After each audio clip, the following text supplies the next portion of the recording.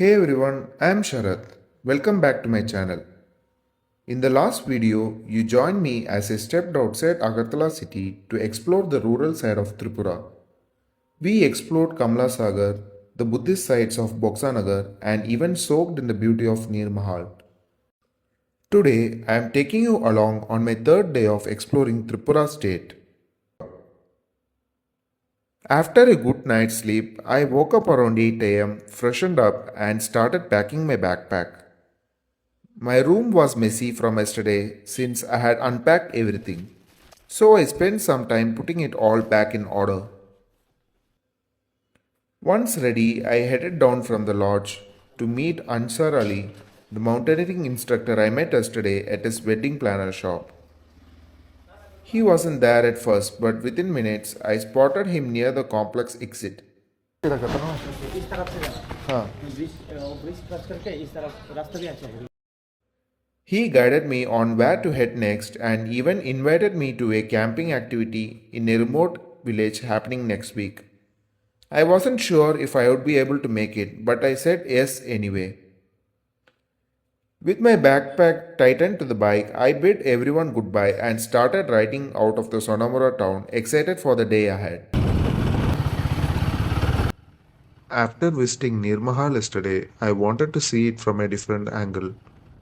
So I rode towards Melagar, taking the small village roads to find a viewpoint. The ride wasn't easy. My bike skidded on damp mud, and for a moment I thought I had lost control. But I managed to keep going. Soon I came across a small boating area with zero crowd. I parked my bike and walked towards the lake. There were no outsiders around, so it felt like the whole place was mine. The sun was harsh, but I set up my camera anyway to shoot a time lapse of the view. As I sat there enjoying the silence, a few friendly locals came over and started chatting with me. After they left, I stayed for a while soaking in the beauty of Nir Mahal. Clicking few pictures, I continued with my journey.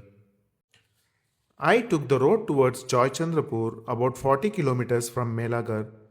The route was beautiful with more trees and glimpses of rural life everywhere.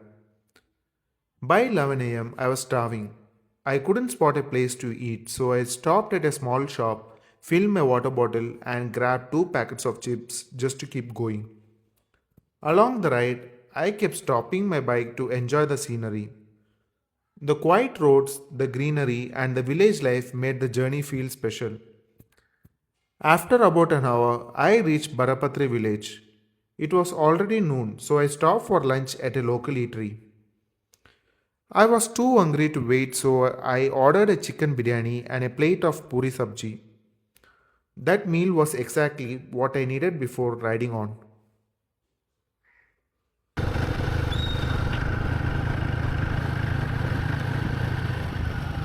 After resting for a while, I started driving south. The road grew narrower and the green trees formed a thick canopy above me. Soon, I entered Trishna Wildlife Sanctuary. This place is known for the Indian gaur, the massive bison that roam here. It's also home to rare primates like the hulok gibbon, golden langur, and cape langur. Birds are everywhere. Kingfishers, jacanas, drongos, and mynas fill the forest with sound. Deer move quickly through the grass, and small streams cut through the forest, keeping it alive all year. I stopped at the entrance, left my backpack, tied to the bike, and headed to the ticket counter. After buying an entry ticket for 20 rupees, I walked inside. The forest felt familiar, reminding me of Kerala with its greenery and calm. After about 15 minutes, I reached the boating area. The boats were no longer running, but the lake view was excellent.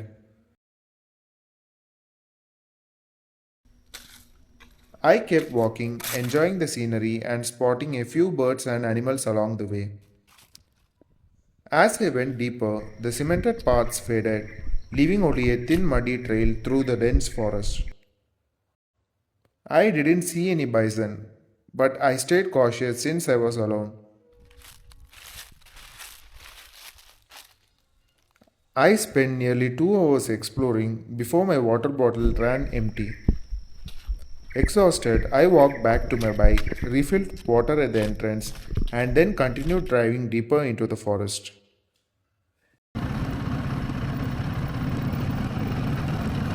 I had planned to stop at the Buffalo Park or the Butterfly Park, but since they were closed for lunch and only opened at 2:30 pm, I wasn't patient enough to wait. So I continued driving further along the border road. By the time Google Maps had stopped working as I was right next to the international border, I had to rely completely on directions given by the military personnel guarding the area. For the next 45 minutes, I rode through endless greenery until I finally reached my destination. I paid just 10 rupees and entered Bharat Bangladesh Maitri Udyan. This memorial park in Chota Khola, South Tripura, was built to honor the sacrifices of Bangladeshi freedom fighters and Indian soldiers during the 1971 Liberation War. Spread across 20 acres, it has hillocks, lakes, sculptures, and a war memorial. As I walked around, I saw statues of Indira Gandhi and Sheikh Mujibur Rahman, along with powerful artworks like Bijoy 1971 and Gonogota 1971. The park also has bunkers and trenches preserved from the war days, which makes the history feel very real. I spent about an hour exploring the place, sitting quietly by the lake for a while.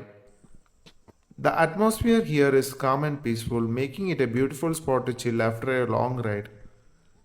It's not just a tourist attraction, it's a reminder of the friendship and shared sacrifice between India and Bangladesh.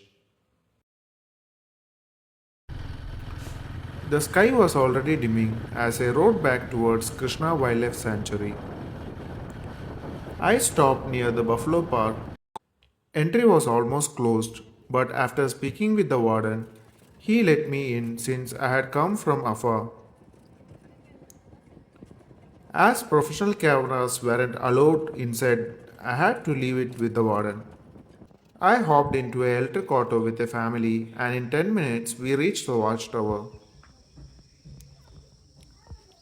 The sunset was magical, reflecting over the lake. From the tower, I spotted a few bisons grazing in the distance. Sadly, they were too far to capture for my mobile camera. The auto rickshaw guy whistled for everyone to hop back in and head to the exit. After traveling back to the exit, I collected my camera and backpack from the warden's room.